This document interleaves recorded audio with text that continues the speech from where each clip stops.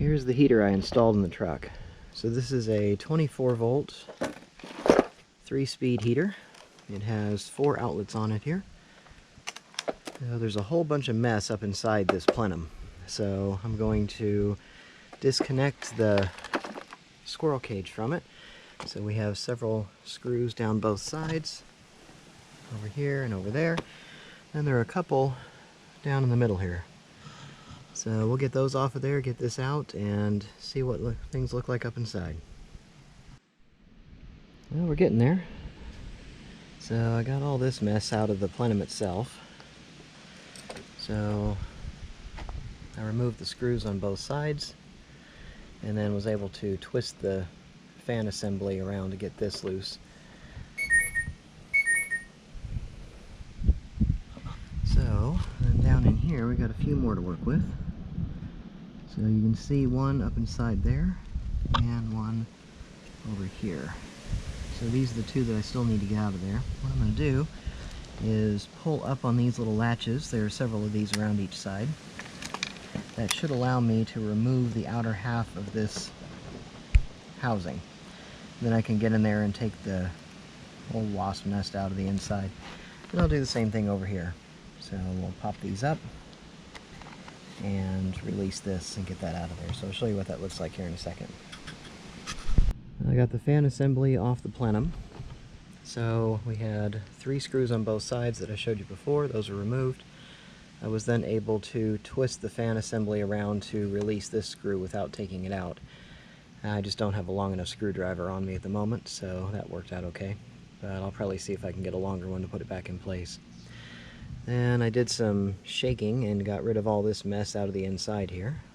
So what happens, you've got these 4 entry points, and this is pretty much a continuous open space inside of here.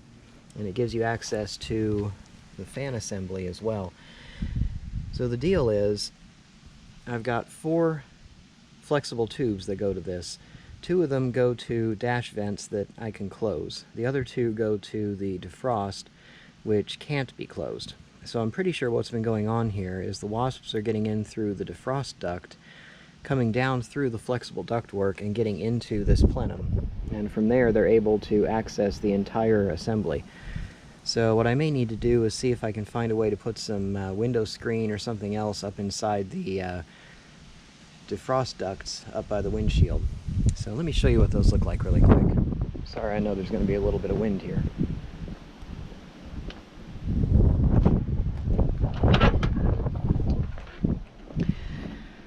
So up in here we have these.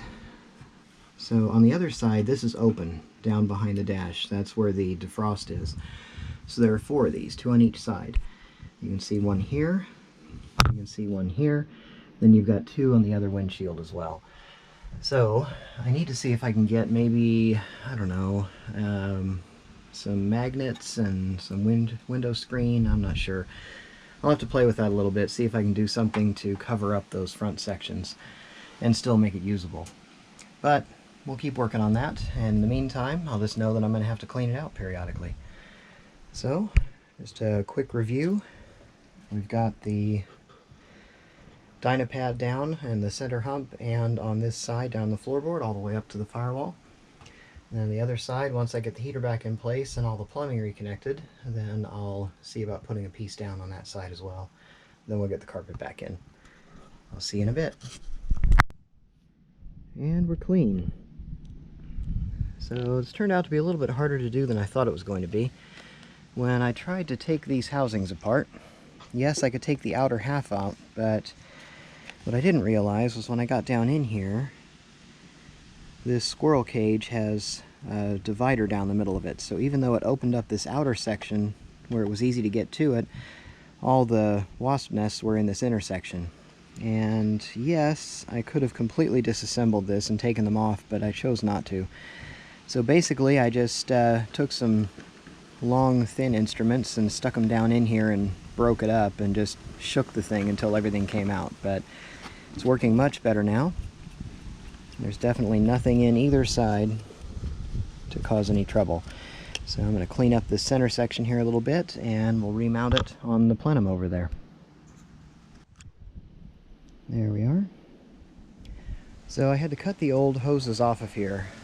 It's been connected for quite some time now, so I figured now would be a great time to change them out. So this is a little hard to get up into once it's up behind the dash and mounted properly, because the bracket sits right up here next to it. So it makes it difficult to get in there and put the hoses on, take them off. So I went ahead and put all this on here. I'll run these through the firewall and then cut them off on the other side at the proper length. Then I've got my fan assembly back in place. It's nice and solid up in there. And if I reach up in here and move things, there is nothing rubbing or catching anywhere up in there. So I think we're going to be just fine. You'll see down here we've got our power connectors. I've got my ground over here that's already pre-connected. Well, we're back in place. So there's the heater back in its position. I ended up having to clean out a couple of these ducts. Apparently not only were the wasps building nests in there, but there was a mouse nest in one of them. So got that all cleared up, removed the damaged piece of duct and put in some new material. And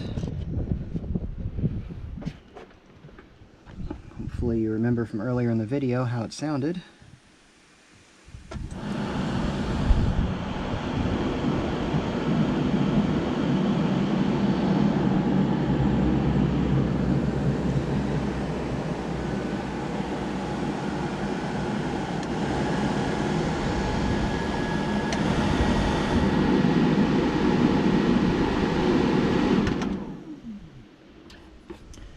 Much smoother. And I got this vent moved over where I wanted it over here, so it's now on the other side of the shifter. It doesn't contact anymore. It's not even close, so it's right where I want it to be. And we've got airflow from both defroster ducts, and it's significantly improved because it was that defrost duct over there that had the big wasp nest and the mouse nest in it.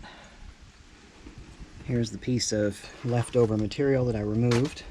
Glad I left that a little long.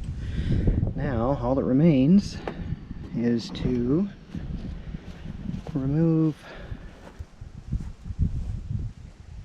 let's see how much flare you're going to get here. I need to remove the two water connections, this here and the one up on the front. They're running along the back here. My two ones. This here and this here.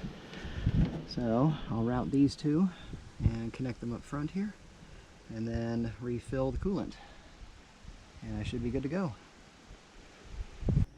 There we are. So I got the passenger side piece of Dynapad put in, cut it in around the back section down here where all the plumbing comes up and the electrical lines for the jumping station. Then up front here, ran it along the door and all the way up to the firewall, up there. So let's do a quick comparison, see what some different vehicles produce as far as decibel reading is concerned.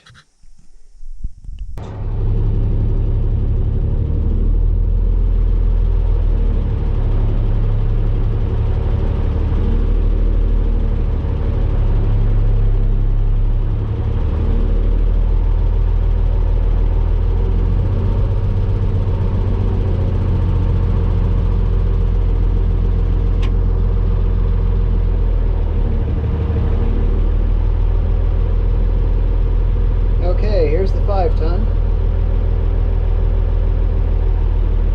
At a standard idle, about 700 RPM. If we bring it up a little bit,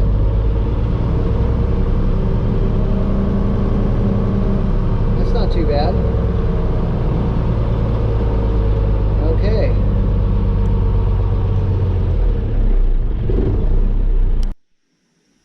So it should get a little quieter once I put the carpet in and get the seats and console back in there, taking up some space.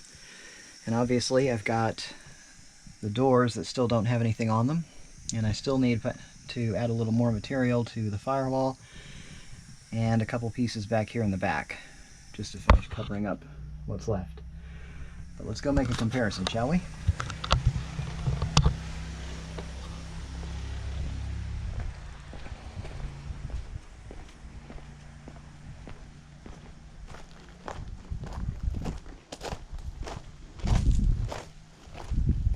Alright, got two vehicles we're going to compare here. So this is my tractor. It's a cab tractor. The seals on the cab are pretty good. This one is pretty new yet. So we'll see how it sounds from the inside. And then we'll compare it to something modern. So let me get into one of these and we'll get it started and show you what the numbers look like.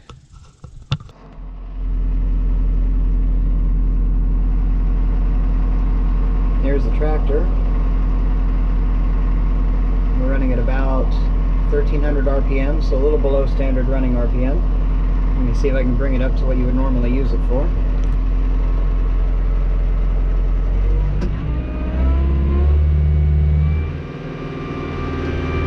Okay, there's where the tractor would normally be for operation. And we're sitting at about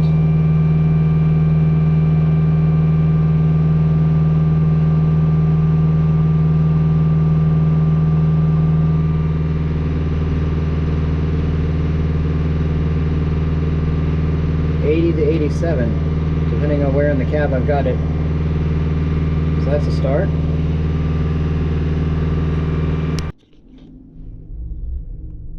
Okay, this isn't even fair, but there's a modern vehicle.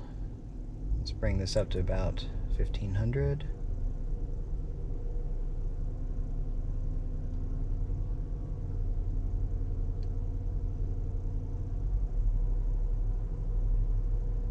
So high 60s to 70s, so not bad. Obviously this one's better off than the others.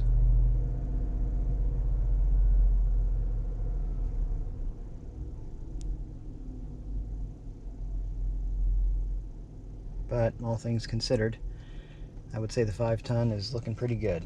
So we'll get the rest of the parts put together and show you what it's like after it's done.